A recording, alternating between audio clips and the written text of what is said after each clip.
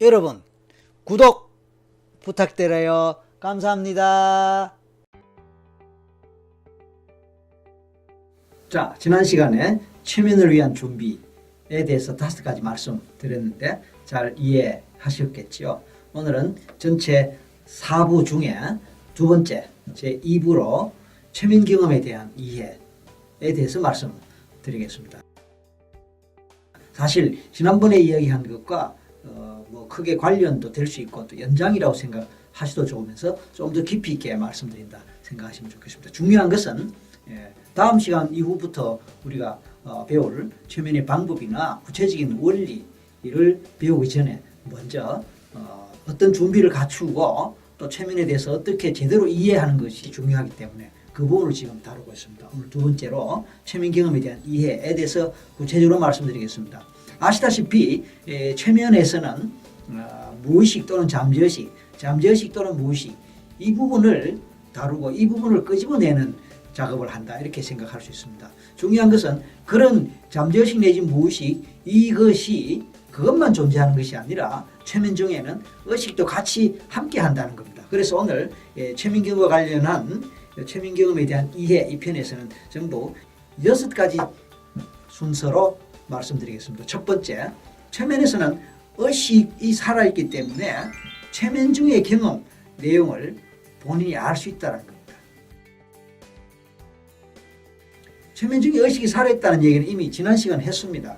이번 시간의 포인트는 뭐냐면은 최면 중의 경험 내용을 본인이 알 수 있다는 겁니다. 그래서 깨어난 후에도 당연히 기억을 한다는 겁니다. 우리가 꿈의 경우는 잘 때 꿈을 꾸면은 아침에 일어나서 기억이 납니다. 그리고 시간이 지나면 점점 잊어버리죠. 망각되죠. 최면도 비슷하게 기억납니다. 그러나 끝까지 기억날 수 있습니다. 내가 무슨 말을 했고 최면 중에서 어떤 경험을 했는지 기억할 수 있는 그것은 바로 의식 때문입니다. 최면에서도 의식이 있기 때문입니다. 자, 두 번째는 개인과 환경에 따라 최면에 잘 걸리지 않을 수 있다는 겁니다. 개인과 환경에 따라 여기서 말하는 개인은 개인의 소위 최면 감수성이라는 걸 말합니다. 사람 누구나 감수성이 다를 수 있습니다. 더 예민한 사람이 있고 덜 예민한 사람이 있습니다. 마찬가지로 최면 자극이나 최면 유도에 더 예민하게 더 잘 받아들이고 그것에 잘 반응하는 사람이 최면 감수성이 높다라는 겁니다. 그 반대의 경우의 사람도 있습니다. 따라서 최면 감수성이 높은 사람은 단 한 번에 깊은 최면에 쉽게 걸릴 수 있지만 최면 감수성이 낮은 사람은 여러 차례 반복한 끝에 최면에 들어갈 수도 있습니다. 그러니까 개인차를 말씀하는 거죠. 그리고 환경이 어떠냐, 최면하기에 좋은 환경이냐 그렇지 않느냐에 따라서 최면 감수성이 높은 사람도 어떤 환경에서는 쉽게 최면이 안 될 수도 있고 최면 감수성이 낮은 사람도 또 어떤 환경에서는 쉽게 최면이 걸릴 수도 있습니다. 지난 시간에 제가 넓은 바닷가 모래밭에서 따뜻한 햇살을 받으며 빛이 체어에 누워서 눈을 감고 그 상황을 느끼면서 이완하는 그런 내용을 말씀했습니다. 자, 만약에 주변 환경이 따뜻하고 포근하고 안락하다면 또 조용하다면 최면이 걸리기 더 쉽겠죠.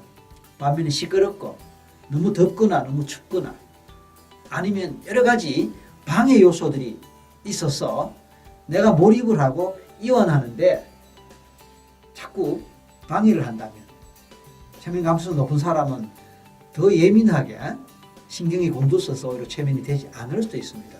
따라서 최면을 잘 하려면 그런 주변 환경을 잘 관리하는 것이 필요하겠죠. 세 번째, 개인차 때문에 최면에서 경험하는 구체적인 현상은 구체적인 경험은 사람마다 다르다는 겁니다.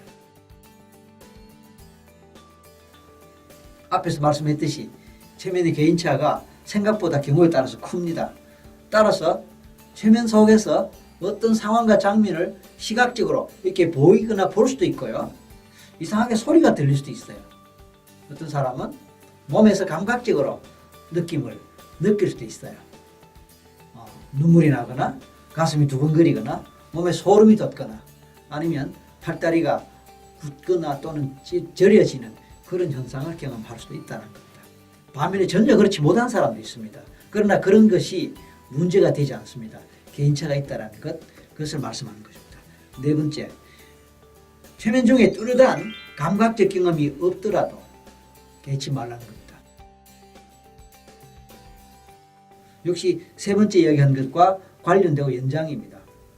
사람에 따라 또는 최면의 내용에 따라서 시각적, 청각적, 신체 감각 내지 촉각적인 심지어 후각적, 미각적, 감각적인 그런 경험이 올 수도 있고 그런 느낌이 올 수도 있어요. 또 그런 것들이 보통 TV 장면으로 잘 나갑니다. 남들이 보기 굉장히 신기하지요. 그러나 그것이 다가 아닙니다. 반드시 그렇게 돼야 된다는 법도 없습니다. 그렇지 되지 않더라도 그렇게 되지 않더라도 나는 왜 그렇게 되지 않느냐, 최면에 걸리지 않은 것은 아닐까 하고 신경 쓸 게 없다는 뜻입니다. 그것은 그게 중요한 것이 아닙니다. 자, 이제 다섯 번째입니다. 최면 도중에 감당하기 어려운 상황이나 그런 내용이 나올 수도 있습니다. 그럴 때는 그만둘 수도 있다는 얘기입니다. 제가 전문가로서 최면을 해봐도요, 그럴 수 있어요. 최면에 걸린 사람이 너무 많이 운다거나 너무 많이 흥분한다거나 아니면 너무 자기가 감당하기 어려운 공포스럽거나 아니면 과거에 너무 고통스러웠던 그런 트라우마 경험과 직면할 때 너무 힘들어해요. 그럴 때는 자 그만하겠다고 그렇게 의사표현을 하는 사람도 있지만 제가 판단해서 자 그만하겠다고 이제 그 장면에서 나오거나 잠깐 눈을 뜨자라고 그렇게 유도할 수도 있어요. 만약에 혼자서 최면할 때에 그런 경험이 된다면 얼른 눈을 떠버리는 거예요. 아 이거 그만하겠다라고 생각하고 내가 셋만에 눈 뜰 거야. 하나 둘 셋 하고 눈을 떠버리는 거예요. 그럼 괜찮습니다. 왜냐하면 최면에서도 의식이 있다고 제가 말씀드렸지 않습니까? 그러니까 혹시 그런 일이 생길까 봐 미리 염려하고 걱정할 필요가 없다는 뜻입니다. 자, 마지막 여섯 번째입니다. 최면에 들어가기 전에 미리 자기 몸과 마음 상태, 주변 환경 상태에 대해서 좀 관리하고 혹시 신경 쓰이거나 또는 마음을 편치 않게 할 요소가 있는지 찾아보고 편안한 마음으로 임해야 된다. 그런 뜻입니다. 너무 시끄럽다. 창문을 닫아야 되겠다. 아니면 너무 밝다. 조명을 좀 낮춰야겠다. 아니면 너무 춥다. 그러면 좀 난방을 해야겠다. 이런 식으로 또 주변에 또 방해될 만한 뭐 이런저런 소음들이 있다면 그 소음이 없는 상태로 만들거나 하는 또 전화벨 소리가 울릴 수 있으니까 전화기 같은 것은 끄거나 아니면 바깥으로 내놓거나 하는 이런 정도의 준비 작업을 하면서 아무 걱정 없이 아무 신경 쓸 것 없이 편안하게 이완하고 편안하게 최면 속으로 들어갈 수 있는 그런 환경을 만들 책임이 스스로에게 있다. 그렇게 말씀드리겠습니다. 오늘 6가지 최면 경험에 대한 이해에 대해서 말씀드렸습니다. 다음 시간에는 이제 자기 최면을 하는 방법과 절차에 대해서 소개하는 시간으로 갖겠습니다. 이상입니다. 감사합니다.